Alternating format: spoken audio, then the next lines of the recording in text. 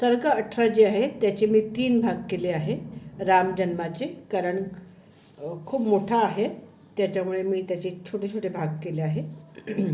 सर्ग 18 भाग ए आपण ऐकला. आता सर्ग 18 राम जन्म भाग बी किंवा ब तुम्ही ऐका. दशरथाचे 4ही पुत्र निरनिराळ्या गुणांनी संपन्न व सुंदर होते. ते भाद्रपदा नक्षत्रातील 4 ताऱ्यांप्रमाणे कांतिमान होते. मुलांच्या जन्माच्या वेळेस गंधर्वांनी मधुर गायन केले, अप्सरांनी नृत्य केले, देवाच्या दुधुंबी वाजू लागल्या आणि आकाशातून पुष्पवृष्टी झाली. अयोध्येत फार मोठा उत्सव झाला. अयोध्येत लोकांची गर्दी झाली. रस्ते लोकांनी व नटनर्तकांनी भरून गेले. अगदी विस्तृत सांगितलं आहे. राम जन्म, भरत जन्म झाला तेव्हा त्यावेळेस काय काय झालं. सर्व रस्त्यावर गायन वादनाचा आणि लोकांचा आवाज दुमदुमत होता. उधळली गेलेली सर्व प्रकारची पुष्कळ रत्ने रस्त्यावर जिकडे तिकडे पसरली होती. त्यावेळेस रत्न असं सहजच मिळत होतं, आजकाल मिळतच नाही. सूत मागध भाट ह्यांना राजाने पुरस्कार दिले.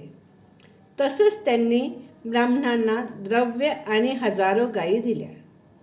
11 दिवस झाल्यानंतर राजाने नामकरण विधी केला. तेव्हा वसिष्ठांनी मोठ्या आनंदाने सर्वांची नावे ठेवली. महात्मा असलेल्या ज्येष्ठ पुत्राचे नाव राम ठेवले. कैकेयीच्या पुत्राचे नाव भरत व सुमित्रेच्या मुलांची नावे लक्ष्मण आणि शत्रुघ्न अशी ठेवली. राजाने नगरातील व जनपदातील लोकांना व ब्राह्मणांना भोजन दिले.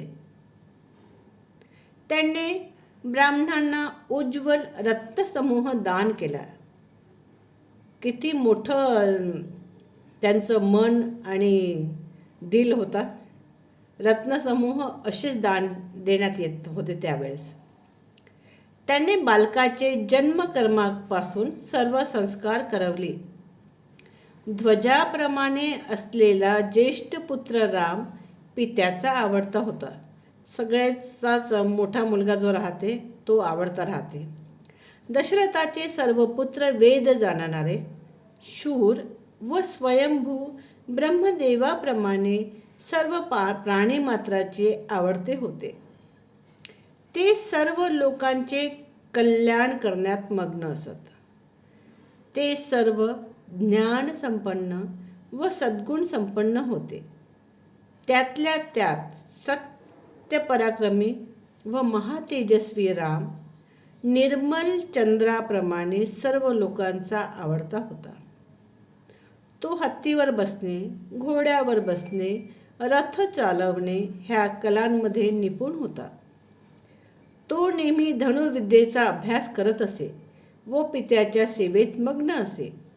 लक्ष्मीवर्धन लक्ष्मण लहानपणापासूनच रामावर अत्यंत प्रेम करीत होता. आपले वडील भाऊ लोकभिराम रामा ह्याला आवडेल ते करण्यात व शरीराने त्याची सेवा करण्यात लक्ष्मण गुंतलेला असे. रूपसंपन्न लक्ष्मण जणू रामाचा बहिष्ठर प्राणच होता आणि लक्ष्मणाशिवाय त्या पुरुषोत्तम रामाला झोप येत नसे. त्याच्याकरता आणलेले उत्तम अन्न तो लक्ष्मणाशिवाय खात नसे. घोड्यावर बसून राम शिकारीला जात असे तेव्हा धनुष्य घेऊन त्याचे लक्ष्मण रक्षण करीत त्याच्या मागे जात असे. त्याचप्रमाणे लक्ष्मणाचा धाकटा भाऊ शत्रुघ्न भरताला प्राणापेक्षाही प्रिय होता आणि शत्रुघ्नाला सुद्धा भरत तसाच प्रिय होता. 4 अत्यंत भाग्यशाली पुत्रामुळे दशरथाला फार प्रसन्नता वाटत होती.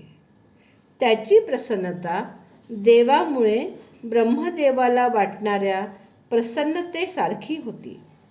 ते 4 पुत्र समजदार झाले तेव्हा ते सर्व गुण संपन्न झाले. ते विनयशील, कीर्तिमान, सर्वज्ञ व दूरदर्शी झाले. अशा प्रभावशाली आणि तेजस्वी पुत्राच्या प्राप्तीमुळे दशरथ राजा लोकधिपादी ब्रह्मदेवाप्रमाणे आनंदित झाला. ते पुरुषसिंह राजकुमार सुद्धा वेद अध्ययन, पितृशुश्रूषा आणि धनुर्विद्या ह्यात मग्न राहत असत. नमस्कार. राम जन्माचा हा भाग बी केला आहे मी. थँक्यू.